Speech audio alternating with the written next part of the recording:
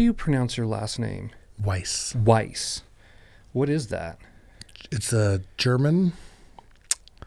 So the Germans would say Weiss. Weiss, Jesse Weiss. Jesse Weiss. Yeah, my grandpa was mostly, I think he was a quarter German or a little more than quarter. Uh-huh. His grandparents came over.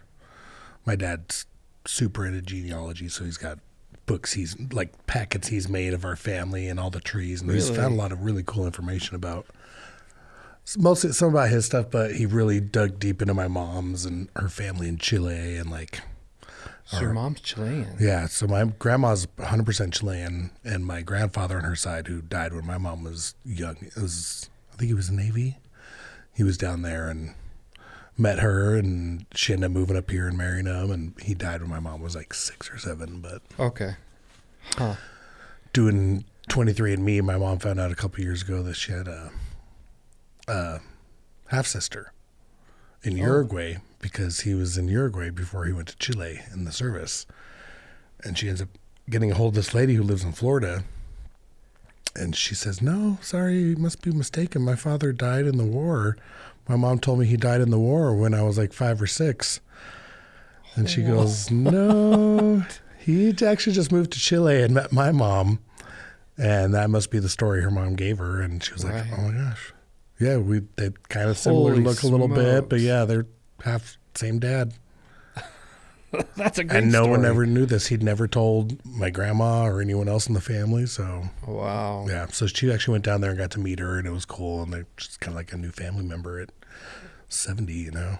Wow. A new sister popping up out of the blue, but he's done all the German stuff too, to go back into, like, you know, I don't know, we were named after some lake in some town somewhere, you know. Uh-huh. But When did he come over?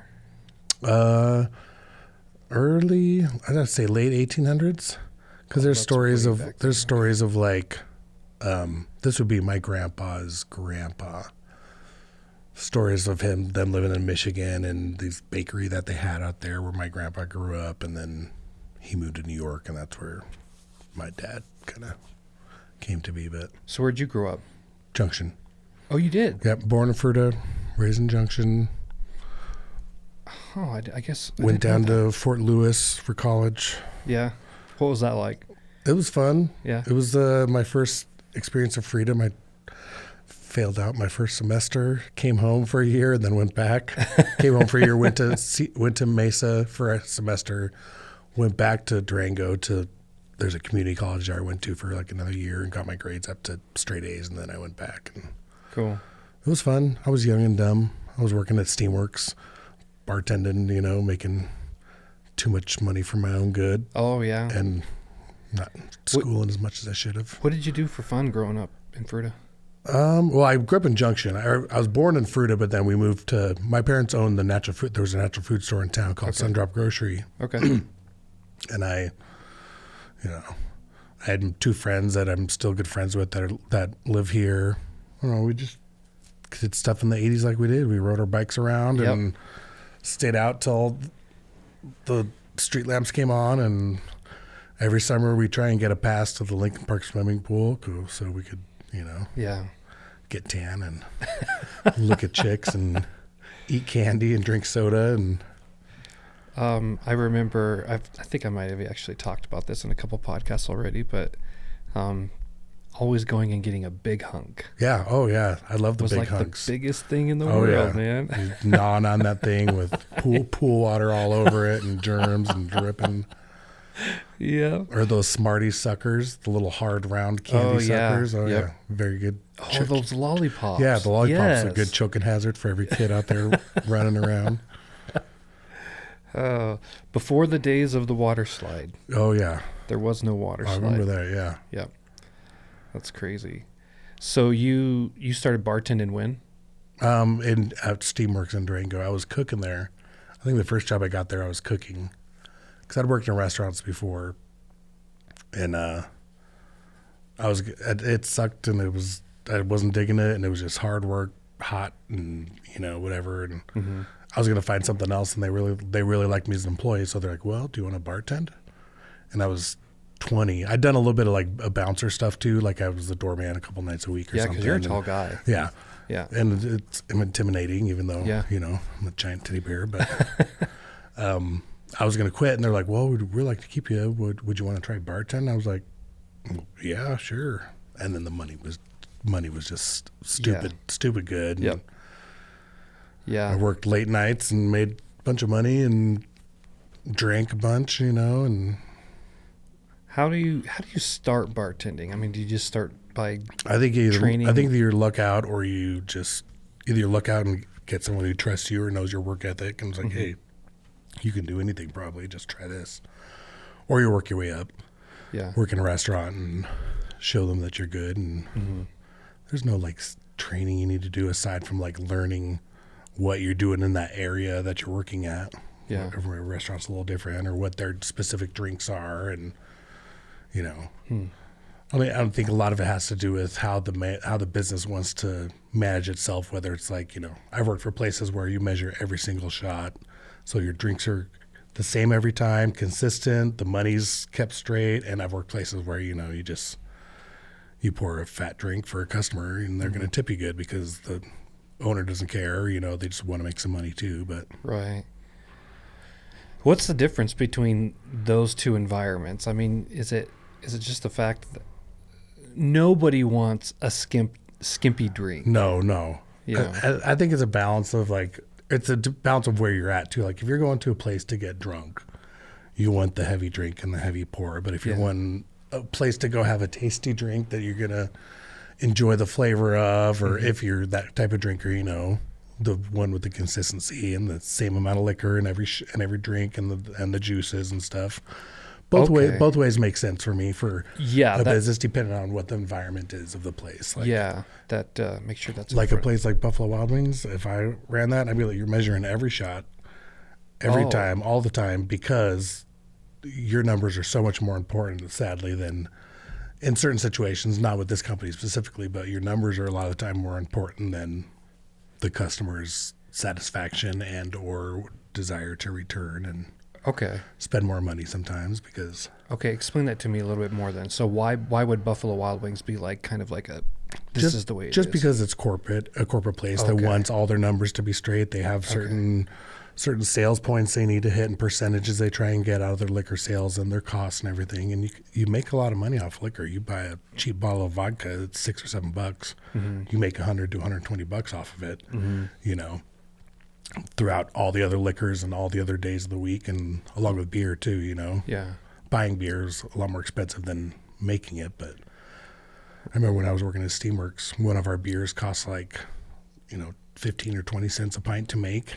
And we're charging $5 for it. So, oh wow, yeah, they make really good money on liquor and beer. But at the same point, I think as companies get bigger, they're like, well, we made this much money. If we could just like save this small percentage over the next year, it would be that much more money. And then, I guess that makes sense because the markup is so great. Small percentages are still a lot of money. Yeah. Oh yeah. I worked for a place in Oregon, Washington for 15 years that they had about 80 properties.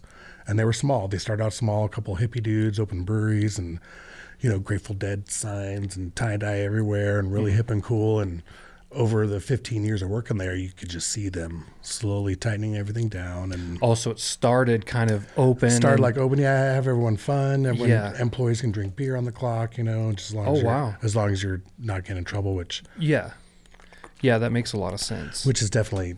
certain states it's okay with, but some of them it's extremely not okay. Like Oregon and Washington are both super strict about their liquor control laws because they make money off of them. Yeah. Those are state-owned liquor control places where otherwise it's just, you can open up a business. But what was that place called that you were working at? McMinimans. McMinimans? Yeah, it's really cool. They would buy old properties, like old poor farms and like these huge lodges and stuff, and turn them into hotels / bars. And some had movie theaters. I worked in one that was an old elementary school, and each of the classrooms were split in half, and those were hotel rooms in each half of the classrooms. Then they had like catering event spaces, 5 bars, movie theaters, soaking pool. So oh wow, it was pretty cool. Yeah. I and after working there for that long. I never wanted to go to one, but they were all over Oregon and Washington, so we'd go up and down and visit. And Is that still kind of a big trend then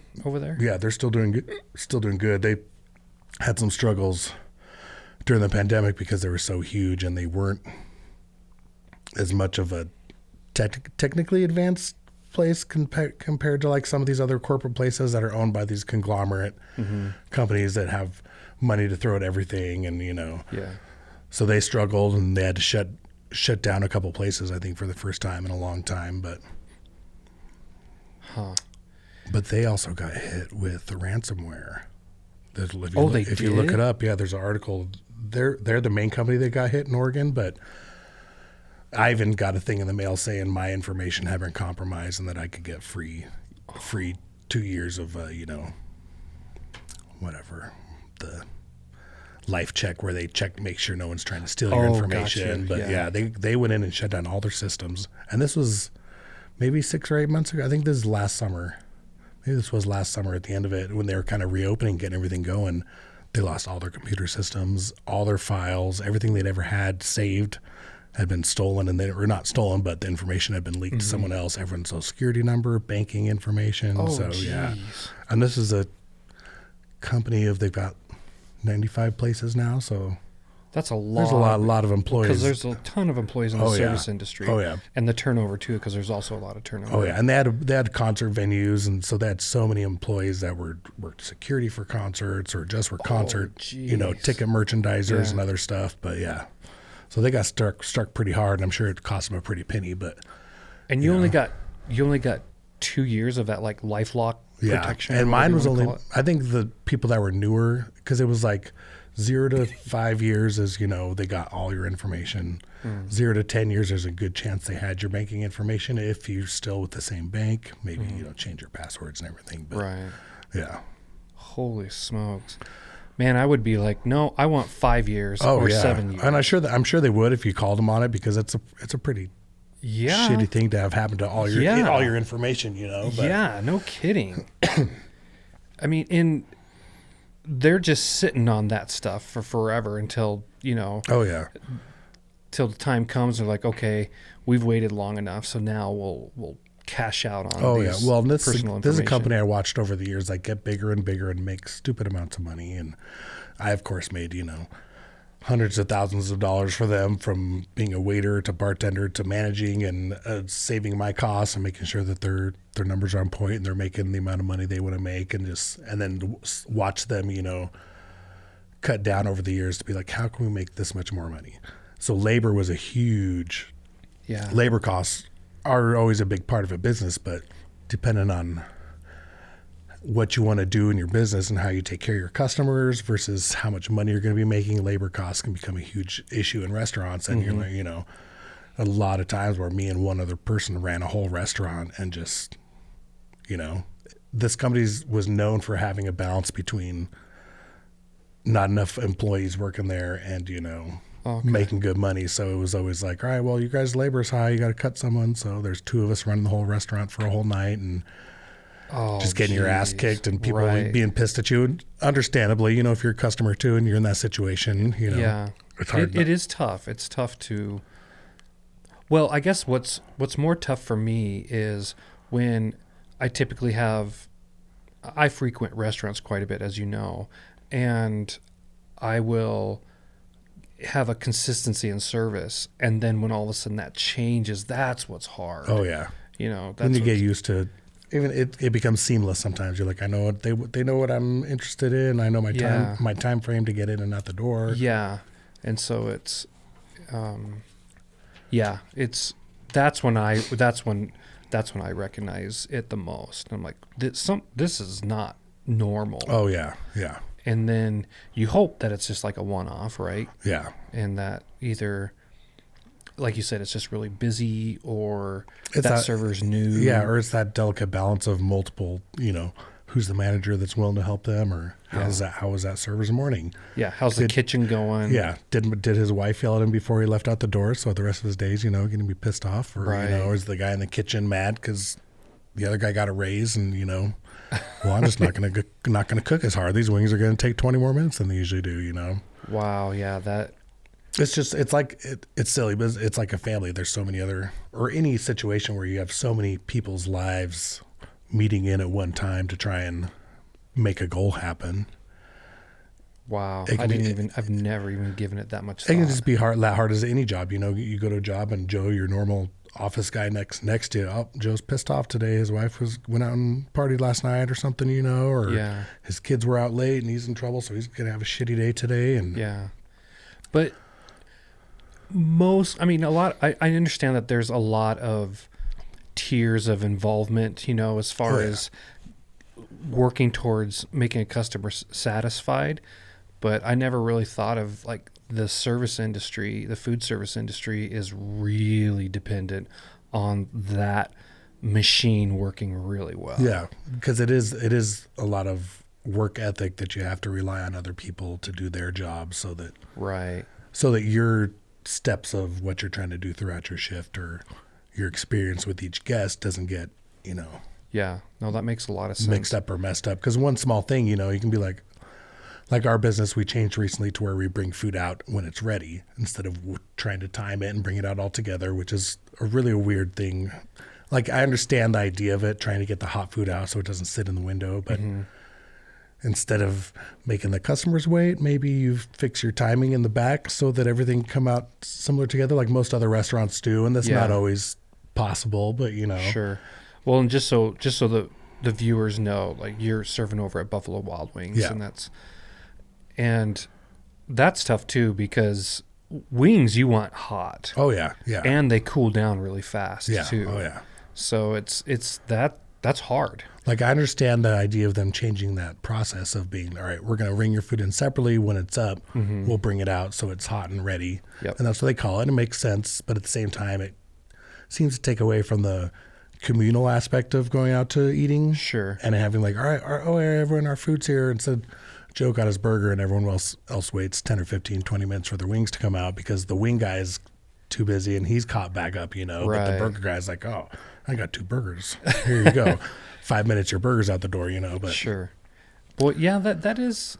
Oh, that's tough. It's just things like that about trying to make that balance, trying to figure out new ways or different ways to make your customers happy. Like, are you okay waiting a couple more minutes, just as long as you know that your food's going to be hot when it comes out? I am. That's communication is really, really key too. And letting them know, that's the main part of that process that we switched to, is letting the customers know. You're supposed to say, hey, just so you know, we bring your food in separately, but and some people are taken aback by it, and it's understandable because not a lot of places do that. But I think a lot of places are switching to that kind of like, eventually, come in, order, get your food, and you're out the door. Kind of more of a, automated, easy in and out the door system. Yeah, because eventually, like, the place is putting tablets on the tables. You order your own food. You walk in, order your burger, refills. Yeah, and your pan, your tablet, and eventually, it's getting to the way of not having service from a server or another employee. That destroys the whole concept. Yeah. Though. It really does. And that's make sure that microphone's pointed right at you, man. There you go. I think that's part of the fun of going out to eat too, is sometimes having that interaction with another human. Well, as you know, like that's what I really enjoy, and that's what I really enjoy about our relationship too. Is, I mean, I frequent Buffalo Wild Wings a lot, everybody, but I go for the environment, man. Well, I think that's why I've stayed in the business for so long too, is that I'm not a huge social person outside of work. Like, I love meeting people and hanging out, but I'm a homebody. Okay. I like being home. I like, being with my kids and my wife, and my wife's always been a social butterfly. So, that's always been a balance of us to be like, yeah, you go do your thing, girl, do some karaoke, you go play trivia. I'm going to chill at home and do my thing, but. Well, you do your job well, because I never would have thought that. I never would have thought that you were an introvert. Yeah, and I love that. I think that's part of it, is I love going out, and maybe I use all my extrovertness while I'm at work. So afterwards, I'm like, hey, you know what? I'm done. I'm good talking to people all day, and it's fun. I think that's the fun part of it. And I like engaging and meeting someone, because I don't want to. I think that enriches my day as well, instead of just walking up and being dull and flat and, what do you want? Here's what you're having. Here's your bill, blah, blah, blah. Oh, that just would not go over well with me. And I like to talk crap too, so that's always fun to mess with people. And as I get older, I find more enjoyment in, messing with people. Yeah. In fun, Yeah. happy ways, but at the same time, I Yeah. like to push those comfort levels and, make people feel a little awkward sometimes. Well, it's got to be, I mean, because it can get mundane, right? You're doing the same thing. Yeah. There's days where I go in, I'm like, oh man. And I've been doing this for years. I've been in all the positions. I've managed restaurants and bars and salary jobs and kitchen and front of the house and everything in between and, all the bits and pieces. And, I think I like talking to people. Yeah. Well, like I said, you do a really good job at it. And, I mean, I'll be honest, dude, you're the reason why I go to Buffalo Wild Wings. Oh, shucks. Yeah, I'm serious. Because, and you can talk to Randy too, who obviously works there. But like once I find people that I really enjoy hanging out with and talking to, and they create like a fun environment for my lunch or whatever, Yeah. like I will go back a ton. And because I want to take care of Yeah. Oh, you yeah. too. I mean, I know that's kind of weird.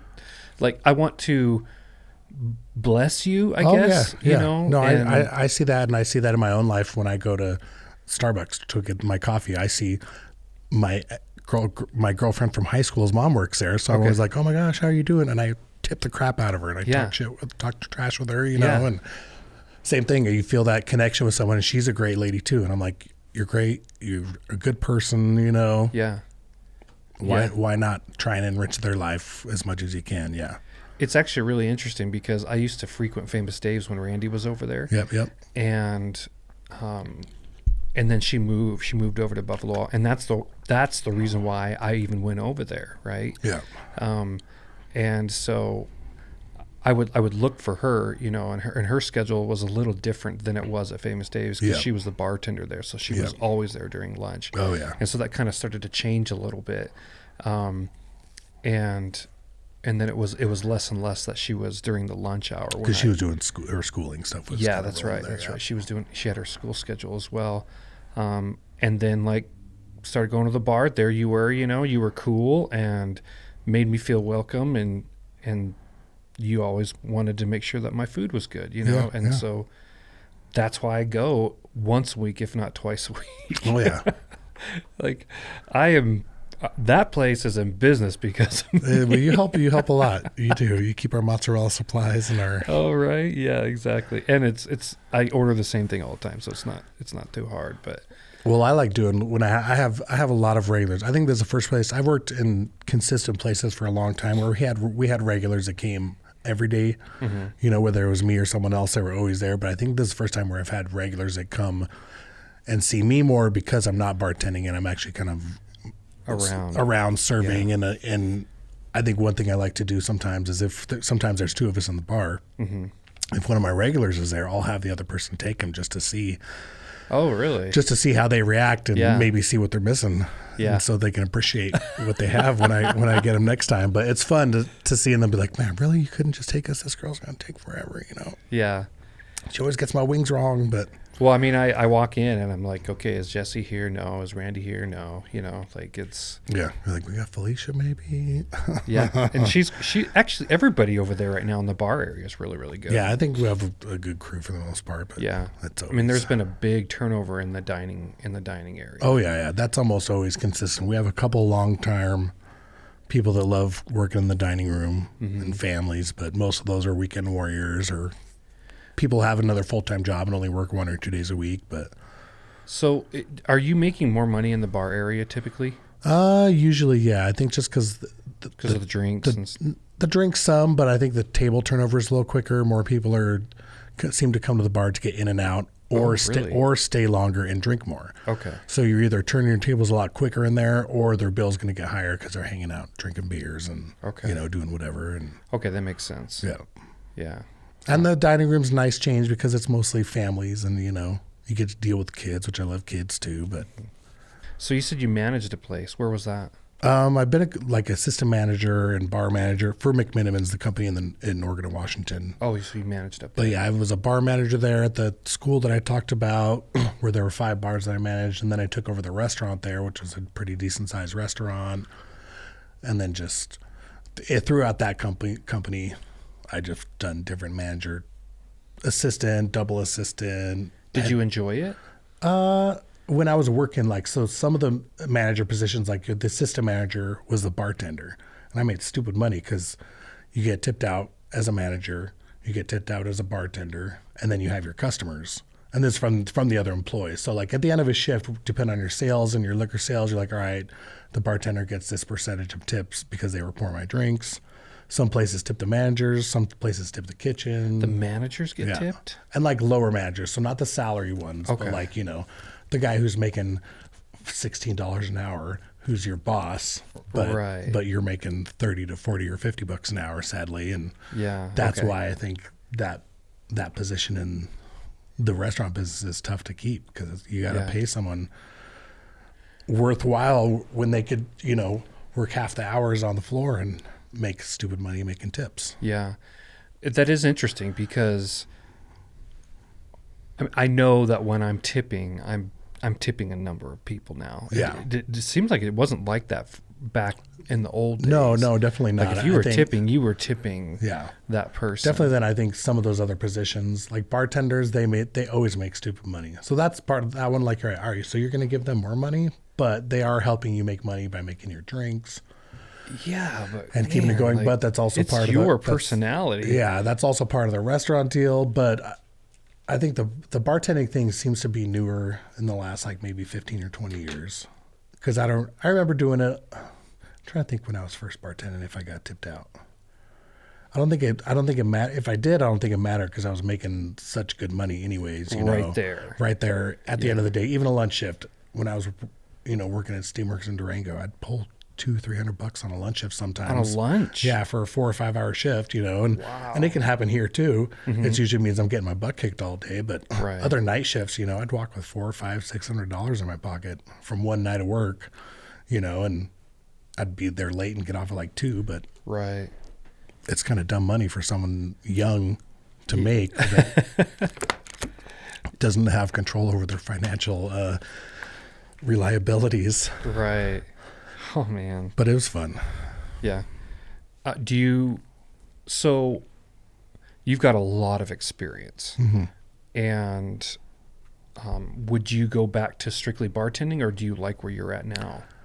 I like where I'm at. I think I would bartend, but I think it would probably have to be a daytime thing. I'm not for the nightlife anymore. Okay. Even working night shifts as a server, I think you deal with more dumb people at night, because we deal with them all the time. Also, I think a part of I'm not a huge drinker.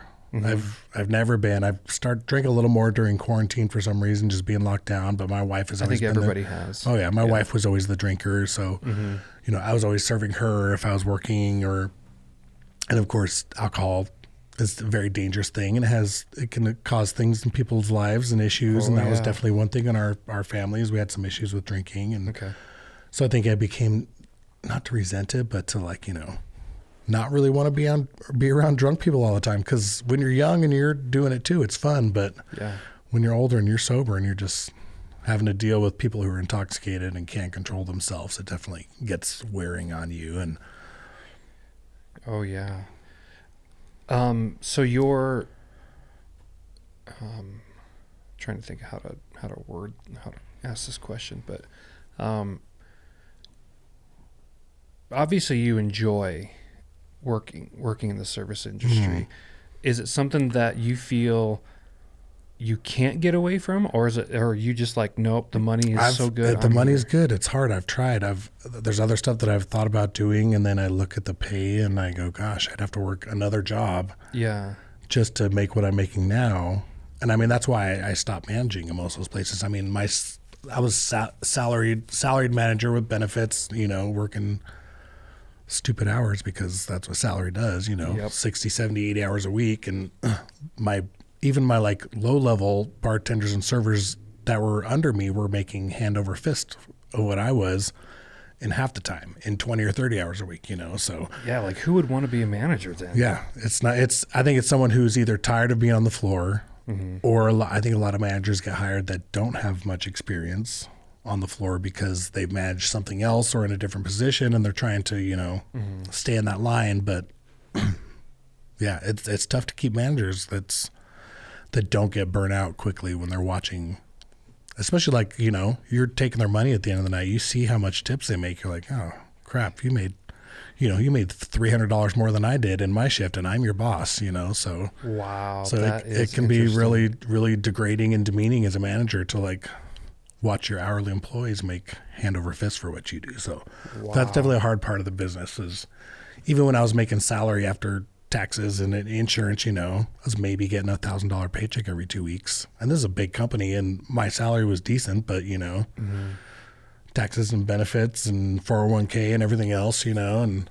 then you finally get that check and you're like, oh, well, I could be working half the time, making twice as much money and still get benefits, So that kind of brings up something really kind of an interesting point that I just thought of. So with the experience that you have and the longevity that you have, you obviously know the industry and you know it's worth it, but there is a lot of turnover too. And I see a lot of people that get into the service industry and then they get out, and I understand too that it's not for everybody. But man, if you can just stick through it, and I mean, you can make so much money. Yeah, that's the hard part. And it's cash in hand. And, you'd be like, oh, well, I got this bill due tomorrow. We were behind on something. I'll go make that today, Right. I'll take on another shift this week. Yeah. Oh, yeah. Yeah. Make another $100 to $300 and, That's pretty cool. That's pretty cool when you can be like, hey, if anybody needs me to cover a shift. Oh, yeah. Then I'd be glad to do it. Of course, this is Grand Junction Restaurant. There's places around the country, where obviously places that charge more, but like, I have friends that work in other restaurants that make ridiculous money every single day. They work at a fancy restaurant in a hotel somewhere and they're $300 to $500 every single day. And that's really good money. That's, that's professional money that you're raking in and really good. And money. if you enjoy what you're doing, hey, even more power to you. It's hard to find. Especially like you said, when you get regulars and you have a big group of regulars, you know what they want. You just got to chit chat with them a little bit, get them the food that they want. And I mean, I would imagine that regulars actually kind of make your day a little, well, they make them better. I would think. Oh yeah. Yeah. I mean, they're more than likely going to tip you better. They're going to be easier on you if you make a mistake. Right. And they'll be more understanding of what's going on in your situation at work because they're there more regular and they see, but. I'm a regular, that's for sure. We got a lot of irregular regulars too. So what is that? Irregular regulars? Just a little different. I'm a little. Some of us are special. I am real special. I'll tell you. Well, no, I mean, there's customers that I see walking in that are regulars that I'm like, oh yeah, cool. I'm happy they're gonna have a good time here. And there's other regulars that you're like, all right, here's not a name, but here's John and Jody walking in. All right, get the drinks going. They're gonna talk for 20 minutes about this, and yeah. And of course, you try and enjoy that too because they still appreciate coming to see you, which is great. But yeah, that's the part that I try to balance because I could talk your ear off every time I come in. Yeah, but I know. And then there's sometimes when I'm just like, nope, I'm gonna have my phone right here and I'm just gonna do my thing. Yeah, get your little time away. Yeah, and that's kind of what it is. It's kind of a decompress. I find myself in the last 3 years or so really enjoying just going and eating by myself. Just getting out. Yeah. Mm-hmm. Yeah. So it's. And when I was working at home too, just to help get out of the home, is probably how I kind of landed into this routine. So, and now I just can't get out, and now I'm just spending too much money on food the whole time. You're like, it's work related, honey. Yeah, she's constantly telling me that I need to stop, and I'm like, I know, it's really good. So, well, let's get into COVID, man. Like, huge industry affecting pandemic, I think the biggest thing for me that I realized when this started was how tired I was, how much I've been working my whole life, and how I'd never used unemployment. I never applied for any benefits for missing work or disability, even though I'd paid into it with other jobs, you know. And when it happened and everything shut down, I was elated because this is the first time that I didn't have to work. Had been working constantly, consistently, 4 to 6, 7 days a week since I was probably 15 or 16 when I first started working, you know. Whatever jobs I was when I was young. So, and a lot of that's on the weekends too. Yeah. So it was really weird, obviously, for everything to shut down, but it was a break that I think my mind and my body needed after 20 some years of being on my feet, because it is a physical job. Oh yeah, you're running. And I think that keeps me from being like a good 350-pound big boy where I'm rolling 250 instead. But you know. But it definitely wears on your joints and your feet. My feet have always been so in pain or beat down or, you know, just rough. And after like that first month of everything being shut down, I had like baby soft feet and nothing hurt. And you're like, this is nice. It was just nice because I think it was the first break from work, because I always force myself, you know. I stick with my job. Everywhere I've worked, I've been there for a long time. I've been there for 3 to 9 years plus. Which is not... That's not the norm. No, and usually whenever I leave a job, it's because I'm moving. I'm moving somewhere else. I'm moving to another town or state or. Gotcha. So I've always had consistent work, and yeah, everyone struggles at their job and they hate this part of that part, but I've always pushed through, and just because I need that consistent income, even if it's not real, in my mind, knowing that I'm constantly trying to keep things going for my family. Yeah. Paying the bills, making sure we have food, making sure the girls are happy and that they've got clothes and blah, blah, blah. And so this is the first time that I was forced to not work, whereas other times we'd move somewhere and, you know, I could get a job right away, get a job a weekend and your go time and nonstop. And I think this was the first time to have a break. Wow. And it was great. I mean, we hung out with the family a lot, and I felt bad for our older daughter because she was in Washington. She had a boyfriend then, so they had each other to kind of hang out with. But it was weird. It was cool.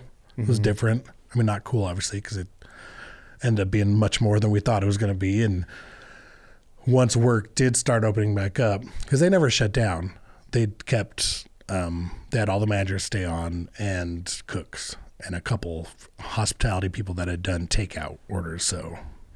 So when it hit, I mean, how long was it before you walked back into the store? I was almost 2 months, a month and a half, I think, because they'd started pulling people back, but I was worried because my wife has really bad lungs. She's had asthma and she's on steroids for her lungs, and so I was worried about her getting sick. And I think this was right before we reopened. Before I think the vaccine was coming back, you know. So. Yeah, we just didn't quite know what was going on. Yeah, and she's always had health issues with her lungs, and that's the biggest thing we were worried about. Plus, my parents live here, and they're both old. My dad had a stroke, I think 6 months before the lockdown. My mom had diabetes, so it was this combination of like, well, I could come back now, but I'm still worried. I mean, I'm gonna have to not see my parents for a while just to make sure that I don't want to be the one that, you know, passes it on to them. But sorry, I just lost that one. That's okay. And we were just talking about, you know, how long you were out. Oh yeah, and then we were going to go back. I think it was June. I was going to come back to work. We went to go visit my daughter in Washington for our last little hurrah of, like, you know, not working. And I sprained my ankle. So that ended up giving me like another 2 or 3 weeks off. But I was almost 2 months off, which I think is the longest I've ever had in my adult life since I was 14 or 15 of not working. So yeah, I think that was a shell shock to everybody. Yeah. And it was nice, but at the same time, after a while, you know, I think a lot of us spend a lot of time sitting in our own heads and having to deal with our own stuff that we get to block out with our other daily tasks and mundane stuff we do. Yeah, it could definitely be a time of self-reflection, and you can either, like you said, take care of some self issues, or make them worse, or spiral in them. And I think it was a little bit of both, and all our family was kind of dealing with different levels of that. And my 14-year-old daughter was supposed to start high school, and that was definitely So I think they started for a month or two. No, what was it? She'd started high school already, and then it happened halfway through. Mm-hmm. So halfway through her first year in high school, she just got sent home, and that was a whole other struggle. But oh yeah, the homeschooling, and some kids are good at it, and some not at all. Yeah, my little, well, granted they're little boys, and so especially since we're going back 2 years, you know, I mean it's big difference from age 7 and 9, and then 4 and 6. Oh yeah. So it, as far as my boys go, so but doing the homeschooling for them wasn't too incredibly hard, but you get up into the older ages. It makes it. I think our issue was we both had sympathy for what she was going through, and like, I don't know if I could have done this when I was her age, and obviously it wouldn't have been an option because we didn't have the technology they do these days. But can you imagine if I'm sure I would have that had happened? I'm sure I would have thought I loved it, and then I would have ended up being like, well, now I got to be stuck, and you're stuck at home as part of it too. It's not like you're homeschooling and you can go out afterwards and hang out with your homies and go cruise around the town. Right. It was you're homeschooled, you're stuck at home, do your work, and now you're just stuck at home for the rest of the day, month, week with us. Boy, man, if this would have happened, 30 years ago. Oh yeah, especially with parents. I think our generation is different as parents than ours were. Of course, every generation is different when it moves down that line. But I don't know if I could have hung out with my parents for 2 months straight in the house when I was a kid. I mean, they're great parents, and I always got along with them. But we as a society would have survived. No, 30 years ago. No. Can you imagine without the internet that we have, and without all the shows, and all the options that we had to communicate or to keep our minds off of what was going on versus the 6 channels on TV that we had, or right. if you were lucky enough to have cable, Well, and they probably wouldn't have been running those channels either. They would have been shut down. Yeah. I mean, part of me thinks that I spent the majority of my childhood outside and playing and stuff, but that was still with friends. Yeah. And so if I'm told that I have to go outside, and I don't know, I'm a little different. I would have been okay, but as a family unit, and as a neighborhood unit, that would have been. I mean, what kids would be seeing their friends across the street and being like, "Hey!" Oh yeah, especially if you're like neighborhood kids, neighborhood it'd be friends. So hard to be like, "No, the road is the border between you guys, and you can't cross it." You'd constantly be like, "Nope." But then, of course, too, they've got the technology that we didn't have, where they're talking to each other the whole time, across even though they're across the street on their app, whatever app or TikTok or or messages or whatever video games they're playing with each other, and I'm sure like you and I would have adapted, and we would have ended up playing some cool games across the street with our friends over there. Or walkie-talkies with our Nintendo 64s, and just talking back and forth. But exactly. But it would have been a lot different. For sure. That's kind of an interesting thing to think about. So as an industry though, the service industry is what got hit real hard. Yeah. It was interesting. I think a lot of places, obviously some businesses did great because they had the money to survive and enough backing to know that they weren't going to shut down. If they were corporate. Yeah. I think a lot of businesses that didn't have that backing immediately probably lost their shit. It was like, do you have any friends or anything like that were in the smaller, maybe family restaurants? A couple. I still have a lot of friends that worked in the one in Washington that I was in, and even them, they all shut down, and only the managers stayed on, and which at the same time, it kind of sucks for them because it would have been nice to give some of those people that have been doing this same job, tireless, thankless job, some time off as well. But a lot of them are the ones that got stuck at work during it and worked 10 times harder than they had in a long time, or than they're getting paid for. I think that's a big part of it too, is a lot of these people that did stay and did the takeout and did the cooking and did the managing during it were still, the cost of that restaurant dropped crazy. You went from, your labor cost dropped 75% because you had only 75% of your staff there, but our sales and our numbers were still almost as high as we were when we were open.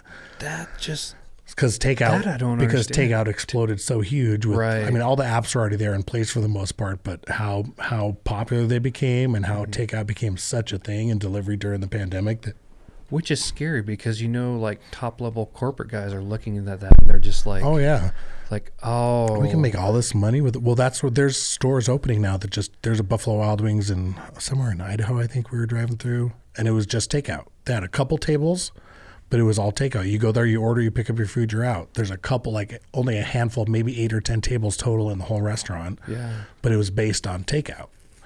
That's really interesting. And just pick up food and take out food. Well, that's the model that Pizza Hut has gone to, right? They pretty much shut down all their stores, and now it's all just unless you have like the random one down here that we still have. I think the original one. I think there's still some tables in there. On North Avenue. Yeah. You're right. I think that's the only one. Yeah, that's the same one that's been there for 30 years. And 40 years.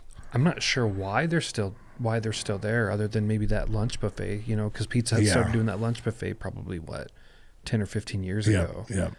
And it's probably franchised too, so it's like. Yeah. Well, and they got the college too, so maybe that's helping. And drive-through. I'm sure they get a lot of a lot of delivery out of that spot just because it's in the North Avenue area. So but every other Pizza Hut's shut down. Yeah. And but that's the model that they went to is they see that they can make that much, if not better, money because they don't have the cost of running the whole restaurant, the lighting, the extra little bits and pieces that they pay to keep the place open, let alone using a quarter of your staff to get the same job done. Yeah. Like we got less than that even, probably like a tenth of the people working right now than we usually do, and we're getting the same amount of sales. Even right now?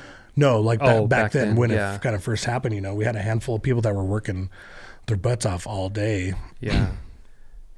I'm sure. And still getting paid the same they were before, Yeah, I'm sure the corporate head dogs were just like, this is great, and of course, but you got a lot of people that are like, these are our jobs though, that have to and can't really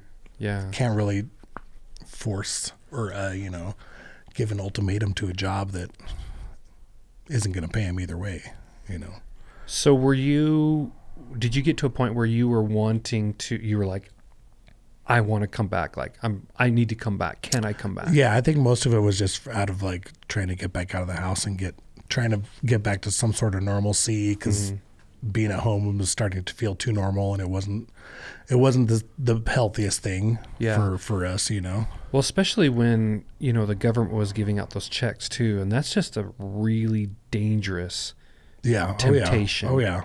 I definitely cashed in on some unemployment too that, well, of course I could have gone back to work, but hey, I'm resting. This is the first time resting in forever. And for a time period is great. Yeah. But I think that's what we've been experiencing for the last year now is there was that time period where nobody could get anybody to come in and work. Yep. And I think it's getting a little better now. Yeah, I think right around that time period when that was being put out there more about people not wanting to work because they were getting paid. But that's kind of when I noticed them starting to cut down on the unemployment stuff and be like, all right, you've done your time. You can come back to work. And businesses too being like, all right, we've been paying you. You're able to work. We're open. Yeah. And I think that's when they kind of started pulling people back. And I think that's when a lot of people started to leave the industry. Once, either you had that little cushion that you've saved up, which is, I think, a lot of reason why a lot of people don't leave a job is because you need to have that constant income for bills and rent or mortgage or car payments or insurance or whatever, that maybe they were able to save up that money and gave them the opportunity to finally up and try something else. Sure. I mean, we've had a lot of people come back. I think a lot of people have come back to the industry too from their initial mass exodus. I would imagine that once you do that industry for a while, it's hard to get out, we just talked about, because that money is so, I'm not going to say it's easy. It's not easy money, but I mean, it is, you can make a lot of money. Yeah. And it's quick too. Yeah. I guess quick is fast. Yeah. Quick, fast is kind of the concept that I had in my mind and I wasn't getting the right words for. And so, maybe you want to try something different, but gosh. Oh yeah. Well, and living that tip life versus a paycheck life is definitely a big change in balance to trying to, make sure you can balance your money out and you have your money throughout until your next paycheck, so you can pay all your bills and you're gas and food and whatever else, instead of Yeah. relying on it shift by shift. And I think maybe having that chunk of money that people got, maybe people were able to save some instead of just spending it on Amazon like we did mostly. And Yeah. Well, it's And- tempting, Yeah. It was super tempting to. I think we saved quite a bit of it, but oh yeah, we definitely saved by not going out and eating and yeah. driving and gas and So everything what would else. you tell 22-year-old Jesse? You Oh, know, man. like, yeah. What would you tell him? I would tell him to job wise, I don't know, that's hard to say, like to get out of it and do something else. But Well, not necessarily to get out of it, but the experience that you have now and just what what would you tell him, that would maybe allow him to, I don't necessarily want to say be more successful, but to management wise, or to set himself up. And I think it would be selfish, and it would probably be like, all right, you're going to work for these people that are here to use you as a cog for them to make more money, which is what a lot of places do and a lot of businesses do. But I think it's the appreciation, and I don't know. so would you just tell him to get out? No, I don't think I would, because I do enjoy it and I like the money and I like, the availability of having more of an open schedule and taking time off. It's a lot easier to take time off for if someone's sick or I need to go away for the weekend or 4 or 5 days. It's a lot easier than most other jobs, because it's Yeah. not a set schedule and there's enough employees usually to fill in. And Yeah, because you could say, hey, I'm going to take off 3 extra days off this week, but know that you can probably get those days back in the next week or two. oh yeah. If you wanted more, you can pick up shifts. I don't know. Did you ever find yourself talking people out of their shifts so that you could grab them? Oh no, I think not now. When I was younger, I think when I was younger, yeah, for sure. Yeah. Now I think I'm just too lazy to know, to be like, oh, I don't need to work that. I can work this other one and make Sure. a little bit less and not work as hard. But not lazy. It's I'm getting better at multitasking. That's what it is. Yeah. I'm not lazy anymore. Right. I just take less You're steps. working smarter. I try and take less steps to get things done. Yeah. Yep.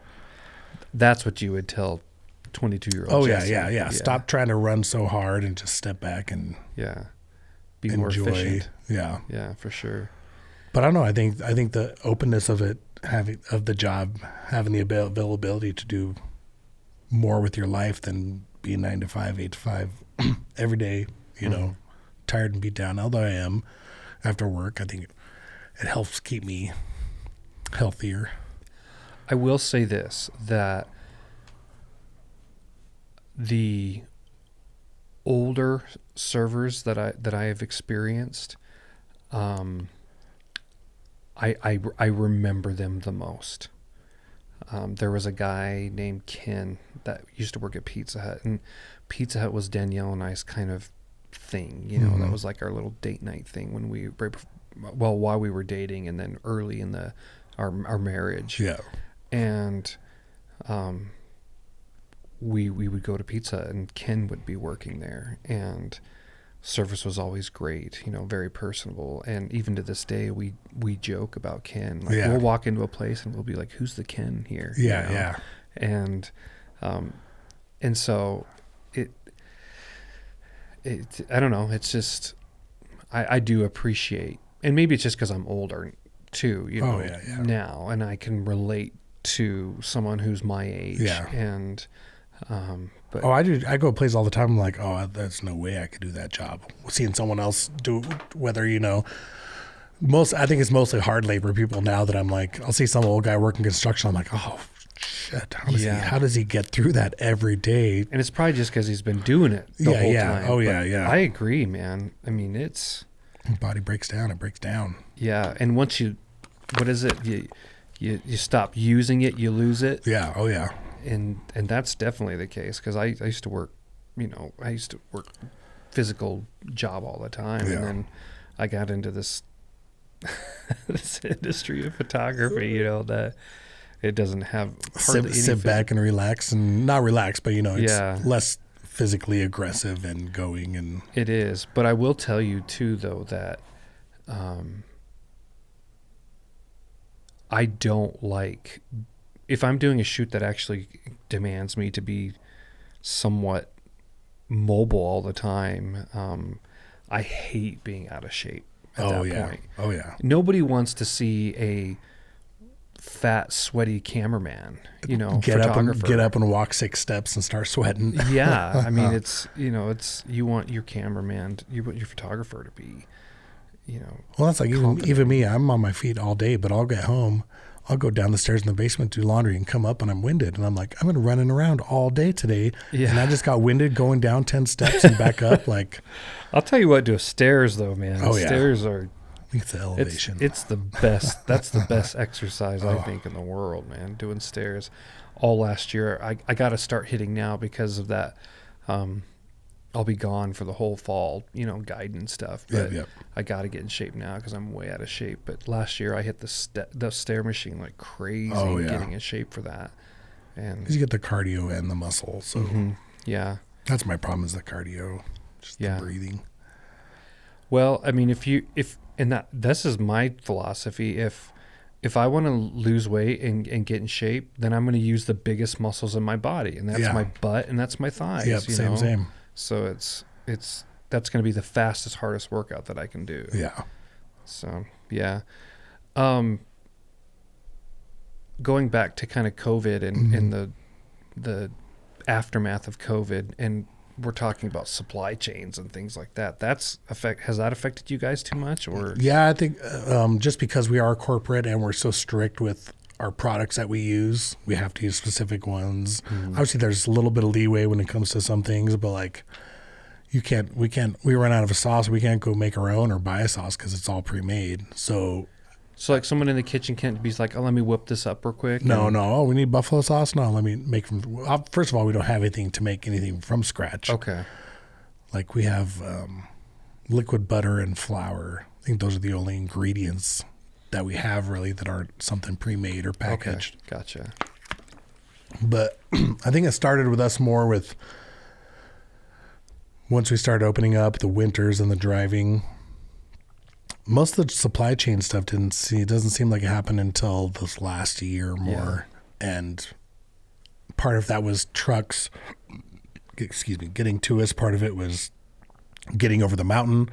Part of it was not having enough drivers to bring those trucks over the mountain. And then the other end was just products that we couldn't get at all because our warehouse wasn't able to get them from whoever was producing them for them. So we'd have certain items that we'd run out of every couple of weeks. And it would be company-wide, which is a huge loss for not only our company, but whoever's making those products for us too. If you think down the chain, how much everyone else missed out on that money too, even though, cheese curds, we were out of those for months. Obviously people are devastated.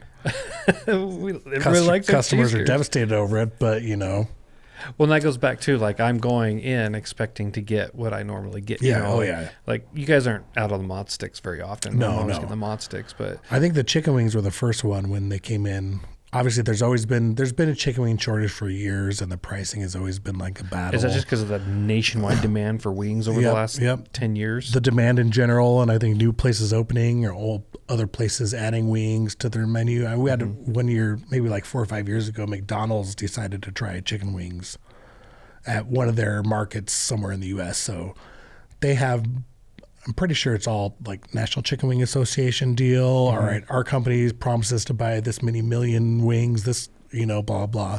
Since their buying power is so much bigger and their clout was bigger, they were able to hop in there and I think get a better deal. And that's the first year I remember hearing of chicken wing prices going through the roof. And it was because freaking McDonald's wanted to try serving chicken wings at some of their places. So just stick to their burgers and fries. They messed it all up, man. I think that lasted like maybe 6 months or a year, and then they backed out. But prices of wings didn't go down. No.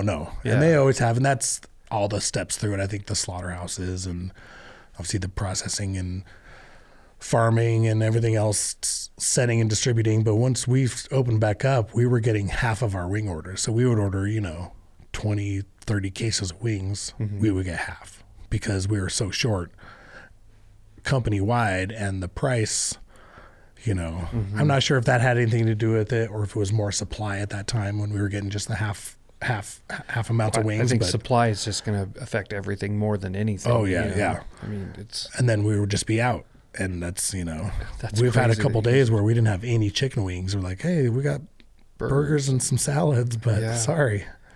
Wow. That, and then just like the timing of it too. We would have the weather this last year was terrible on the pass. So we had trucks that they usually came on like Tuesdays and Fridays. We would get one truck for the whole week.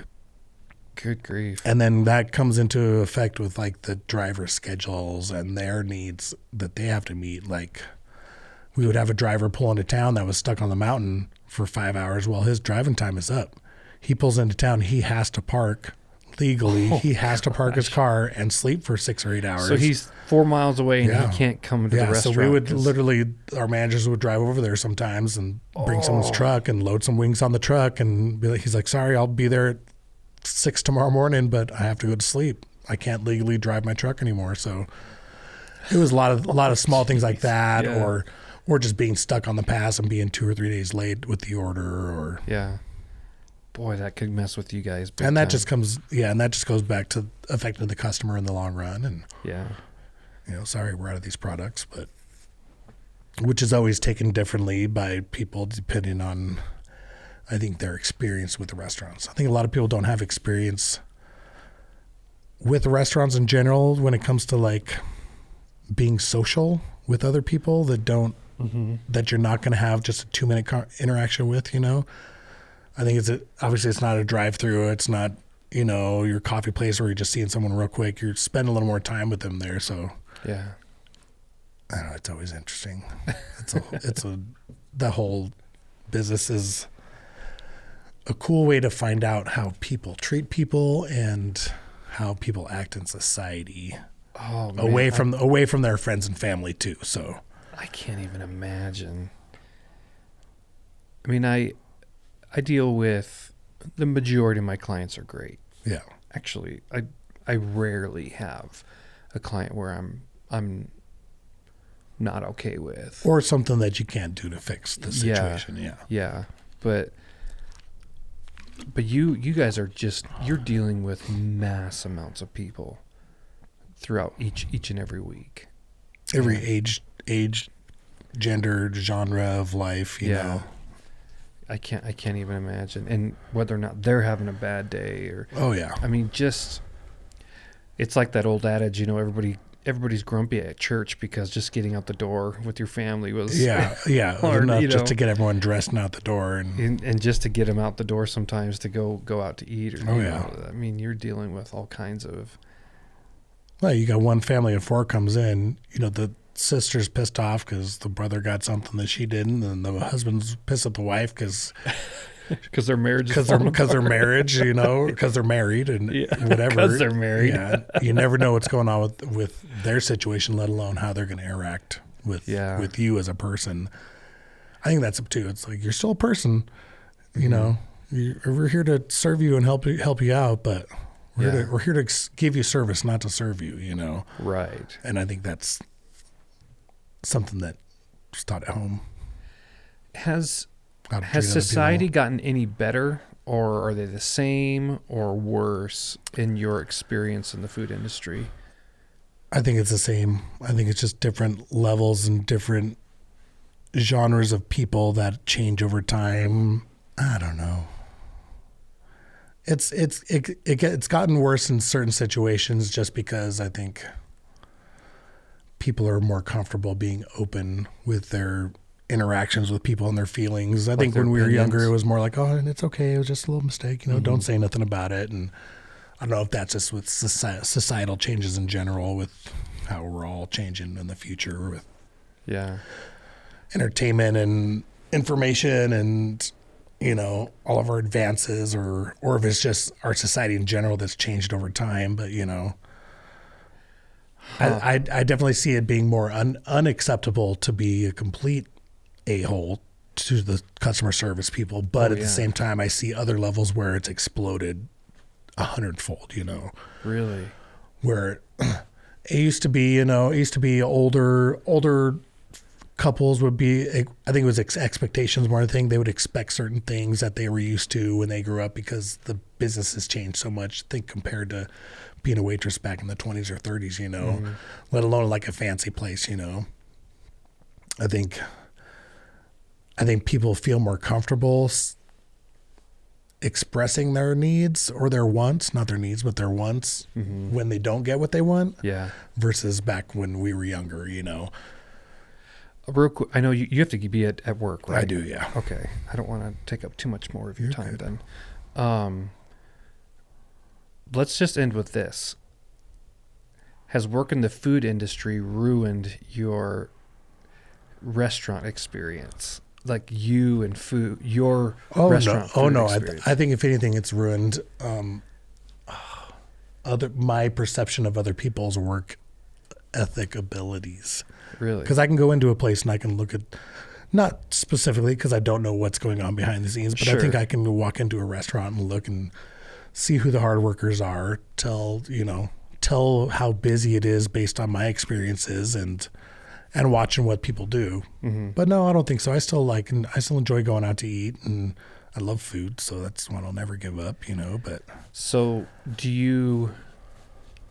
are you kind of like, no, I don't want to eat Buffalo Wild Wings food, or is it? Yeah. That's just because I think I'm there all the time, and the smells, and I eat enough when I'm there from just during your breaks. Either breaks or messed up food, or sure someone doesn't come pick something up, or just that whole takeaway food thing is a disaster now. With the Uber Eats and the DoorDash and everything, and you have people that'll order food there and that'll sit there for hours until a driver comes up, until someone picks up their app, or you can look on the app as a driver and look like, oh, they only left $2 tip. Nope, not picking that one up. So there's food being left at places across town. I mean, let alone I didn't think let alone the availability of thievery to be open to so many people, because there's now these open shelves in restaurants because they got tired of having to come up to the counter all the time. Oh, my Uber Eats. All right, hold on. So they just put them on a shelf. You go into McAllister's, there's 2 or 3 shelves of just to-go bags, you know. How many people walk in there and be like, oh, yeah, Michael, 7 sandwiches. Yep, that's mine. Grab it and walk out the door. But let alone that, but the food just sitting there waiting. And then the customers calling back and being pissed at us. It's like, sorry, we don't deliver. These are companies outside of us. We have nothing to do with them that are delivering this food that decided to not pick your food up for 2 hours, and now you got it and it's cold. Well, because we cooked it 2 hours ago and it's been sitting on our shelf. And you're the ones getting the calls for that. Oh, yeah. And all we can say is call Uber Eats or DoorDash or whoever and take it up with them. But oh man, it's like if we were delivering the food ourselves, that's one thing. But absolutely, but it's a huge issue. Do you think that's going to last? I think it will, just because it's become such a popular commodity, and it's easy. They charge out the butt for it, but I've done it so many times where I've gone through the app and I'm like, all right, yeah, let's just do DoorDash, and I'll go through the whole thing. And I'll finish up and I'll get to the end. I'm like, we're paying $30 to get this thing? No, I'll just go pick it up. Just call it in. I'm going to go pick it up.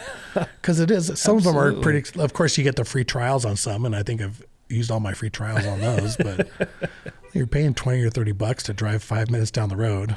I mean, it's a commodity, but at the same time, I don't know. We'll see how long it lasts. But that might just be the way of all of it in the future. Who knows? I hope not. I don't think so. I don't think society will survive. No. If we come to that point, then we are a whole of ourselves. Oh, yeah. And we're already moving that way in so many other aspects of our lives. Yeah, exactly. From, us thinking when we were kids, it'd be so cool to have a TV phone. Well, now it's like, I'm not answering the TV phone. Yeah. Or the phone at all, Exactly. Text me if you want to get a hold of me. But I know you got to get going, man. So thank you so much for coming in, dude. This is super cool. Yeah. And I'm just intrigued all the time with, the service industry, and I appreciate it a lot. Oh, yeah. I appreciate you, man. Thank you.